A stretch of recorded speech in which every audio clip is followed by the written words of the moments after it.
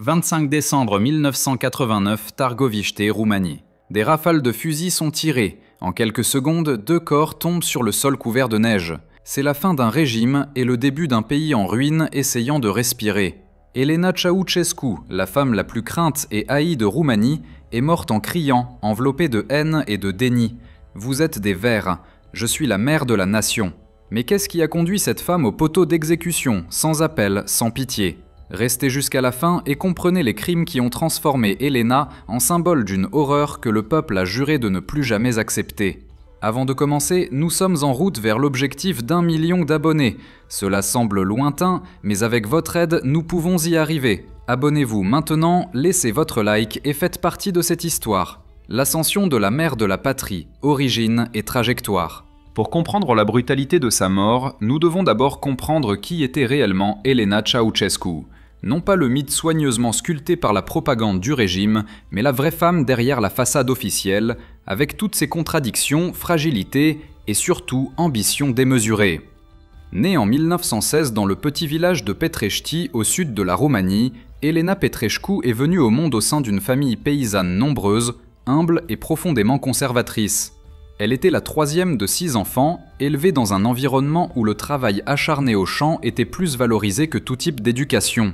Comme beaucoup de filles de la zone rurale roumaine au début du XXe siècle, elle a grandi loin des livres, de l'école et de toute perspective d'ascension sociale. Jusqu'à 14 ans, elle était complètement analphabète, un fait qui deviendrait plus tard un secret embarrassant, caché sous des couches de mensonges et de diplômes forgés.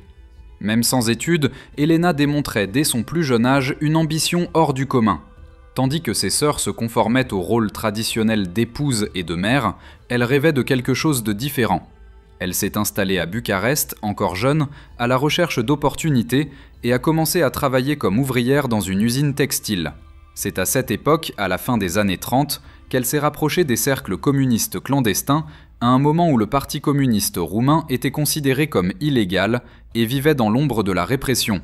C'est dans ce contexte tendu et clandestin qu'en 1939, Elena a rencontré Nicolae Ceausescu, un jeune militant de seulement 16 ans, 7 ans plus jeune qu'elle. Il était inexpérimenté, impulsif, mais profondément fidèle à la cause. Elle voyait en lui une opportunité, pas seulement d'amour, mais de projection politique.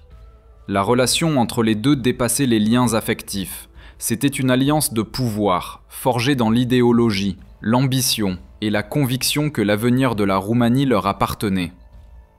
Quand ils se sont mariés en 1947, la même année où la monarchie roumaine fut abolie et la République populaire de Roumanie fut officiellement instaurée, le couple représentait déjà quelque chose de beaucoup plus grand qu'une simple union conjugale. C'étaient 2 figures émergentes au sein d'un parti qui, avec le soutien direct de Moscou, reconfigurait complètement le pays. À partir de là, l'ascension des deux serait météorique, mais soigneusement orchestrée, étape par étape, avec Elena se positionnant toujours comme pièce maîtresse dans les coulisses. Dans les décennies suivantes, tandis que Nicolae gravissait des postes de plus en plus élevés au sein du parti jusqu'à devenir président en 1974, Elena ne se limitait pas au rôle d'épouse. Au contraire, elle construisait son propre empire politique, pavant un chemin d'influence et d'autorité, non par talent technique, ni par formation académique, qu'elle n'a jamais eue, mais par la manipulation, la peur et un culte de la personnalité qui frôlait le délire collectif. La propagande officielle roumaine ne ménageait pas les éloges. Elena était exaltée comme une scientifique géniale, une penseuse respectée internationalement, la mère de la nation qui s'occupait des enfants de la patrie avec douceur et sagesse.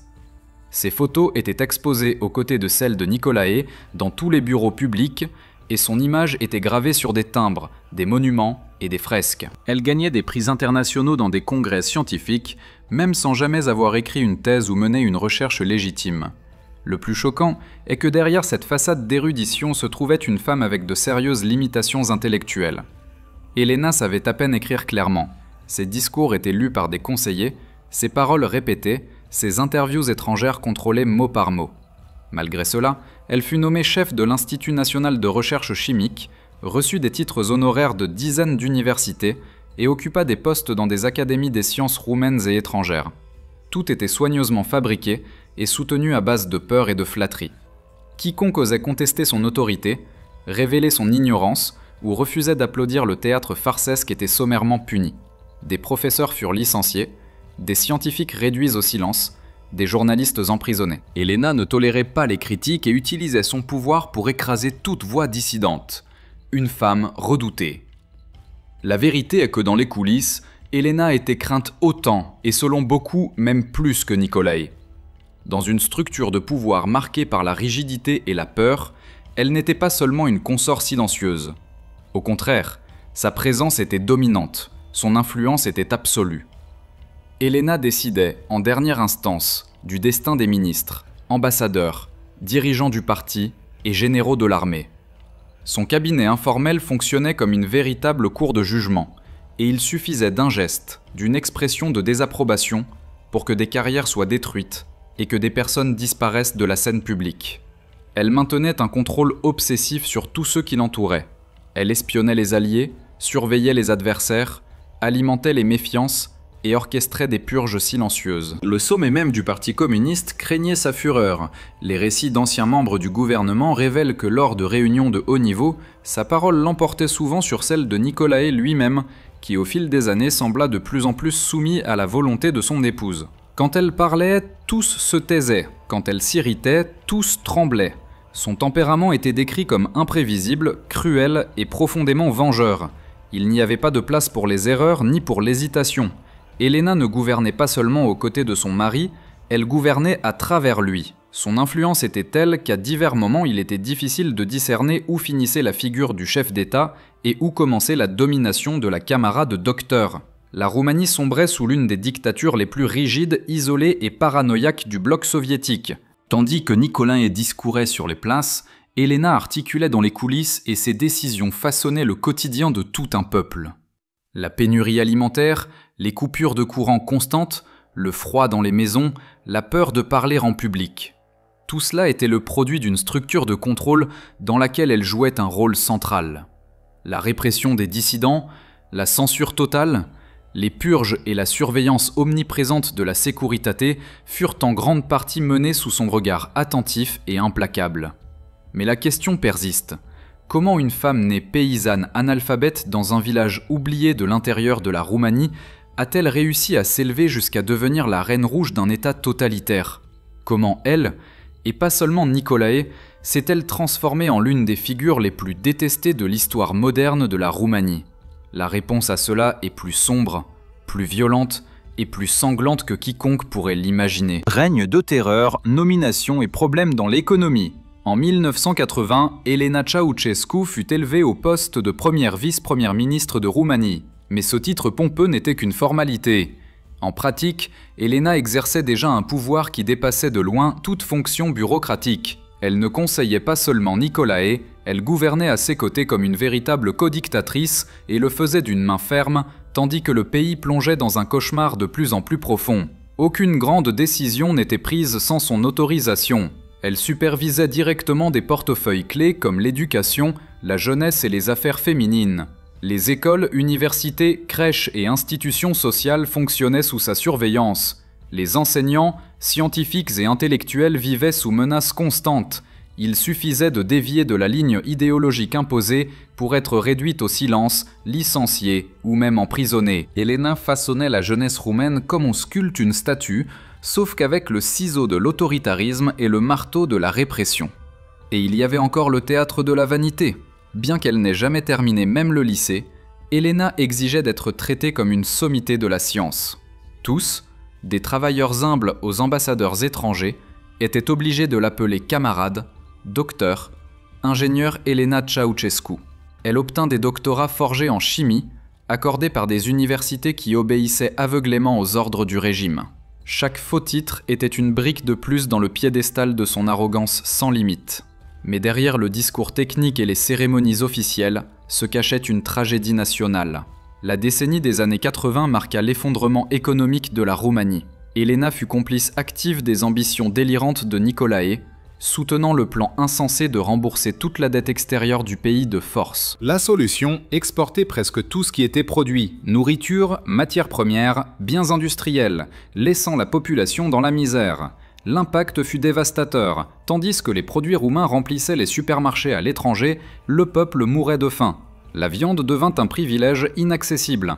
Le lait, le pain et l'huile étaient rationnés avec des coupons hebdomadaires, souvent insuffisants même pour un enfant. L'électricité était coupée pendant des heures tous les jours. Le chauffage fut drastiquement réduit, même sous les hivers brutaux des Carpates. Au milieu de cette souffrance généralisée, Elena et Nicolae vivaient comme des monarques. Ils accumulaient des richesses dans des comptes secrets en Suisse, volaient en jet privé, érigeaient des palais somptueux et collectionnaient des œuvres d'art et des bijoux très coûteux. Des années plus tard, un Roumain se confierait. « Mes enfants pleuraient de faim toutes les nuits, et pendant ce temps, Elena achetait des colliers de diamants. Elle n'était pas humaine. C'était un monstre déguisé en mère de la patrie. » Cruauté démesurée. Mais la cruauté d'Elena Ceausescu ne se limitait pas à la destruction économique de la Roumanie. Elle était aussi derrière les rouages les plus obscurs et répressifs du régime, et le faisait avec un zèle presque sadique. C'était l'esprit qui guidait les coulisses de la répression, souvent avec plus d'autorité que son propre mari. Sa portée s'étendait jusqu'au sous-sol de la Securitate, la redoutable police secrète roumaine, l'une des plus efficaces et brutales de tout le bloc communiste. Sous sa supervision, la Securitate n'était pas seulement un appareil de surveillance, c'était un système de terreur institutionnalisé. Ses agents étaient infiltrés dans tous les environnements de la vie civile, bureaux publics, usines, universités, hôpitaux, et surtout dans les maisons. La peur se logeait dans les gestes les plus simples, une phrase mal placée, une blague sur le gouvernement, une confidence à voix basse. Tout pouvait suffire pour une dénonciation. L'ennemi pouvait être au sein de la propre famille, des enfants endoctrinés pour dénoncer leurs propres parents, des maris qui craignaient leurs épouses.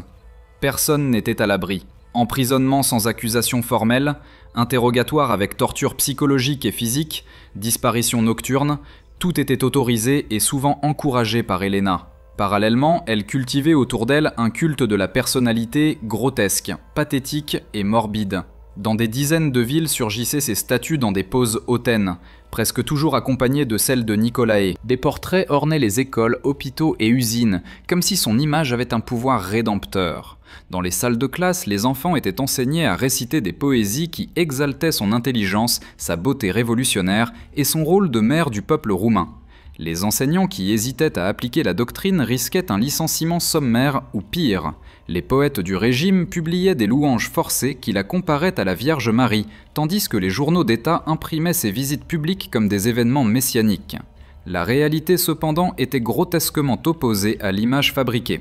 Entre 1977 et 1989, Elena devint la principale défenseuse et architecte de la soi-disant systématisation rurale, un plan d'ingénierie sociale qui prétendait effacer l'histoire du pays au nom du progrès socialiste. Sous ce projet, plus de 7000 villages historiques étaient condamnés à l'extinction.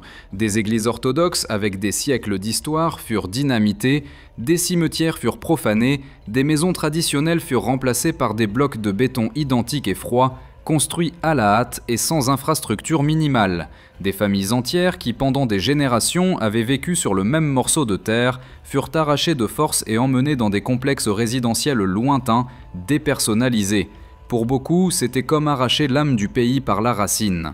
Et tandis que la Roumanie s'effondrait, Elena souriait lors des cérémonies d'inauguration, posant pour les caméras comme une visionnaire. Mais le plus terrifiant était encore à venir. Des décennies plus tard, après la chute du régime, des documents confidentiels et des témoignages ont émergé, révélant le côté le plus sombre de son action au gouvernement, l'autorisation d'expériences médicales clandestines réalisées sur des prisonniers politiques et des enfants orphelins. Des jeunes internés dans des institutions d'État, sans voix ni famille, furent utilisés comme cobayes humains pour des tests de vaccins et de drogues expérimentales, beaucoup sans aucun type de protocole éthique ou suivi professionnel. Des centaines tombèrent malades, beaucoup moururent en silence, sans enregistrement, comme s'ils n'avaient jamais existé.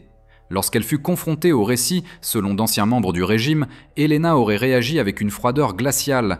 Ils sont inutiles, parasites de l'État, ils rendent service au peuple. Au fil des années, la haine de la population envers Elena Ceausescu devint quelque chose de plus profond qu'un simple rejet politique. C'était viscéral, intense, incontrôlable. C'était une rancœur collective qui traversait toutes les couches sociales, des élites intellectuelles aux paysans qui survivaient avec du pain rationné. Dans des murmures et des regards échangés dans les couloirs, les mères la maudissaient. Les travailleurs, ouvriers et soldats rêvaient du jour où elle répondrait de chaque geste de déshumanisation. Pour beaucoup, elle n'était pas la première dame, c'était une entité démoniaque, une sorcière implacable qui avait ensorcelé la Roumanie avec des promesses vides et un régime d'horreur. Et puis, en décembre 1989, quelque chose finit par briser le silence. La peur qui pendant des décennies avait anesthésié le peuple roumain commença à céder la place à la révolte. Avant de parler de la révolution de 1989 et des coulisses de l'exécution d'Elena Ceausescu, que diriez-vous de soutenir notre travail ? Abonnez-vous à la chaîne, activez la cloche des notifications et laissez votre like. Cela nous aide à continuer à apporter des récits historiques qui ne peuvent être oubliés. Si vous vous intéressez à des thèmes comme celui d'aujourd'hui, commentez ici en bas « Je veux plus d'histoire ». Ainsi vous soutenez la chaîne et aidez à maintenir vivante la mémoire des chapitres les plus sombres et révélateurs de l'histoire mondiale. Maintenant oui, allons suivre le procès qui n'a duré que quelques minutes, mais porté des décennies de haine. La chute et l'exécution, le début de la fin. Décembre 1989.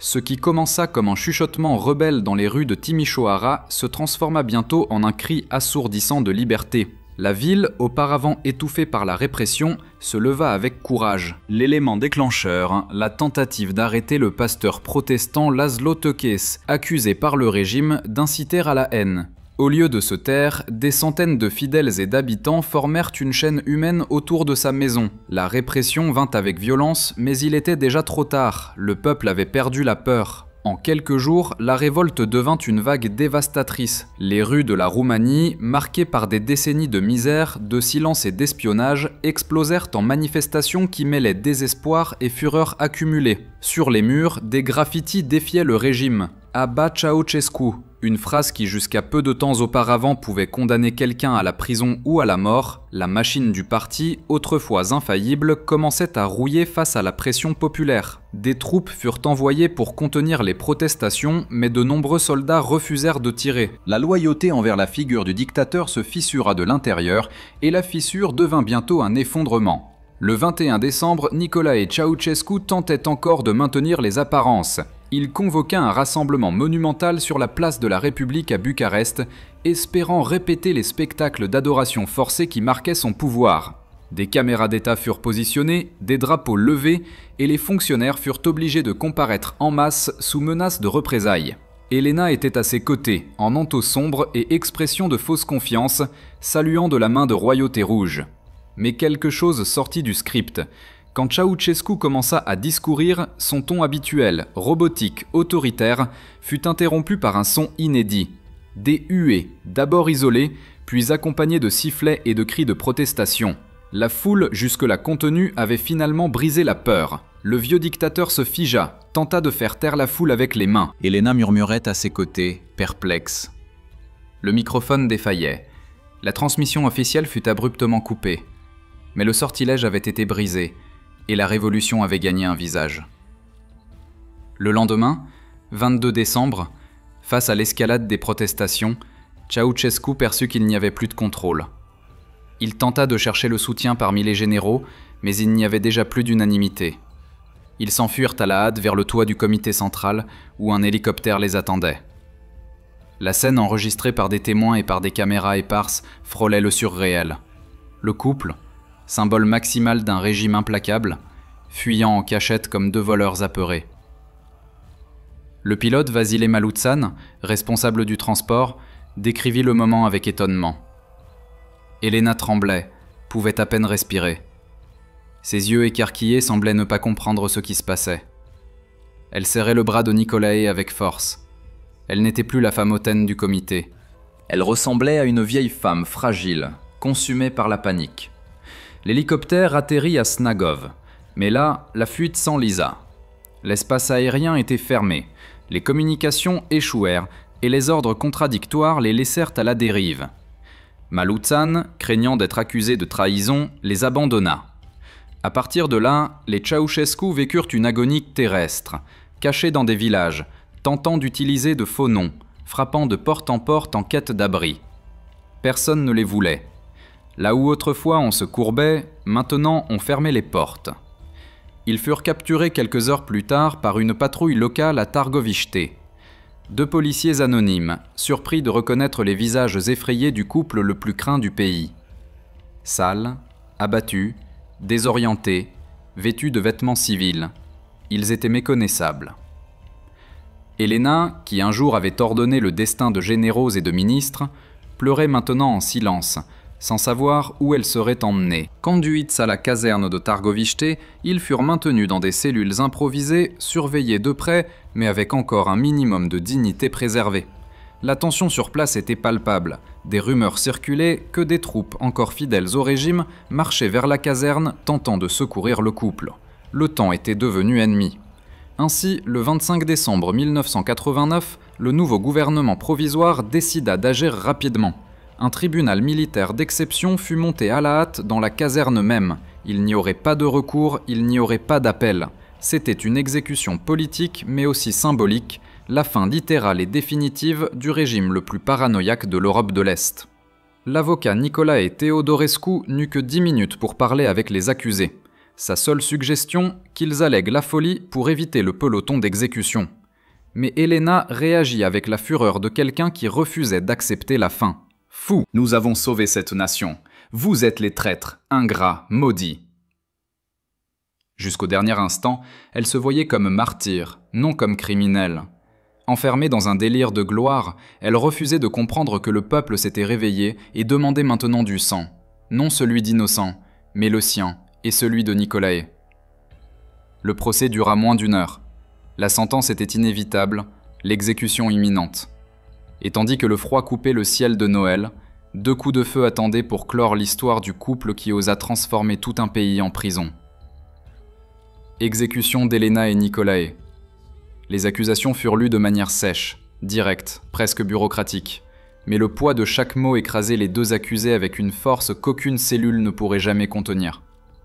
Génocide. Plus de 60 000 morts.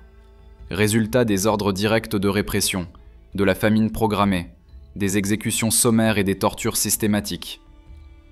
Effondrement économique délibéré. Une Roumanie réduite à des files interminables pour le pain, des hôpitaux sans médicaments, des maisons sans chauffage, tandis que les Ceausescu vivaient dans des palais dorés entre cristaux et porcelaine. Enrichissement illicite, plus d'1 milliard de dollars détournés, comptes secrets, coffres bondés, des luxes incompatibles avec la misère de la population, un empire personnel construit sur les décombres du pays. Crimes contre l'humanité, camps de travail forcé, prisons bondées de dissidents, enfants abandonnés dans des orphelinats d'État traités comme des dépôts humains et les ordres directs de tirer sur des civils. La preuve la plus récente, la plus criante, encore fraîche dans le deuil du peuple, des dizaines de jeunes tués dans les rues de Bucarest dans les semaines précédant Noël 1989. Elena perdit le contrôle. Elle criait d'une voix aiguë et tranchante. « Mensonge, tout est mensonge.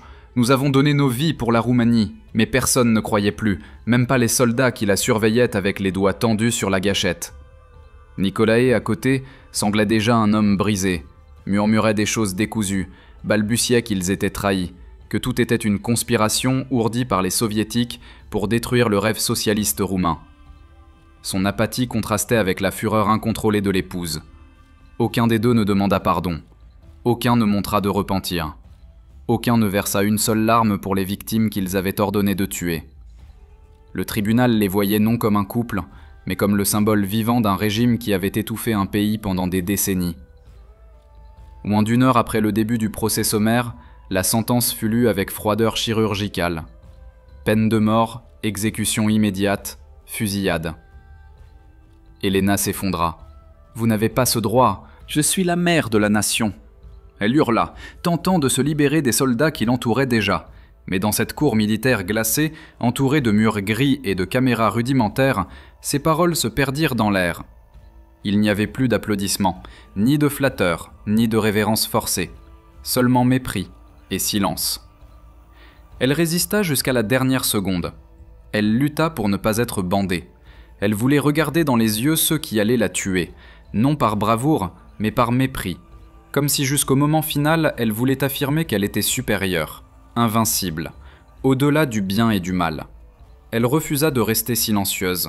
Elle criait, maudissait les soldats, les traitait de traîtres, insultait le nouveau gouvernement, craché sur le sol. Nicolae, étranger à la réalité, embrassa l'épouse avec des mains tremblantes et commença à entonner, d'une voix tremblante, les premiers vers de l'hymne communiste de la Roumanie dans une transe délirante de fidélité aveugle. « Vers, traître, vous allez regretter, je suis immortel ».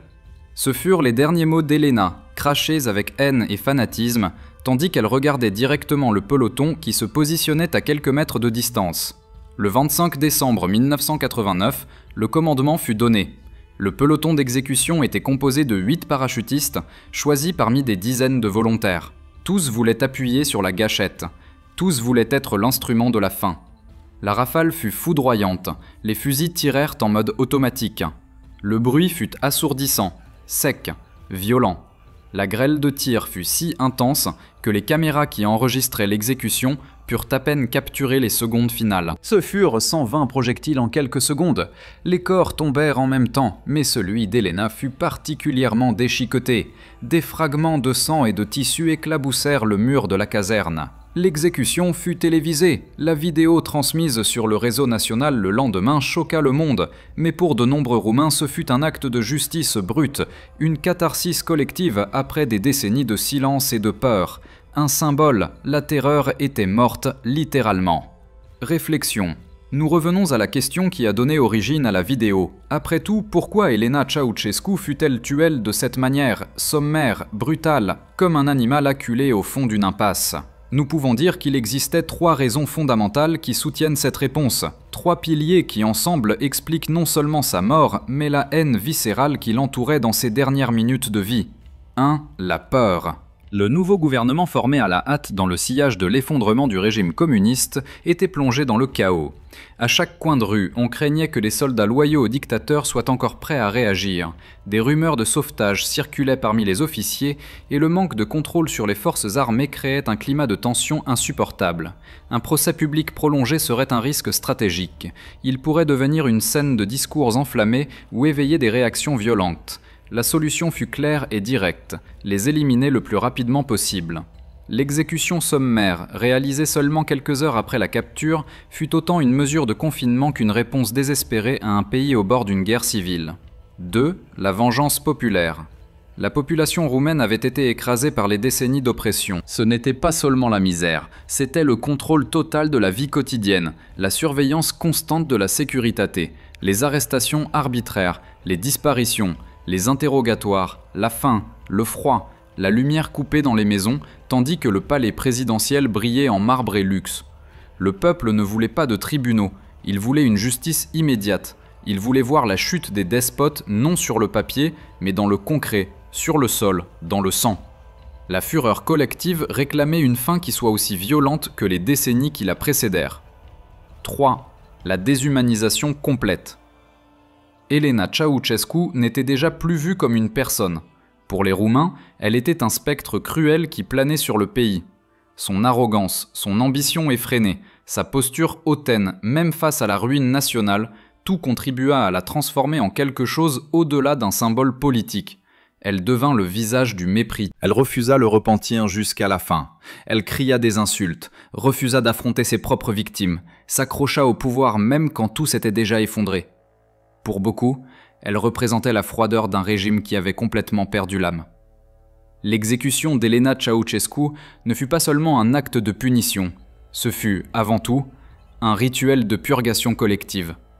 Un exorcisme national mis en scène devant les caméras, comme si la poudre et le sang pouvaient enterrer aussi les fantômes de la dictature.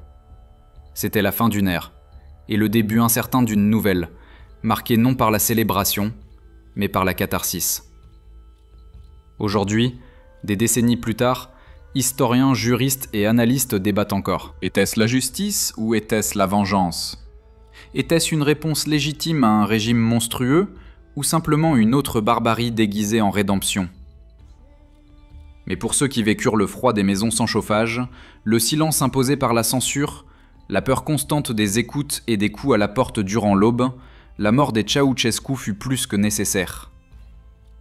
Ce fut la fin d'un cauchemar, ce fut le premier souffle de liberté.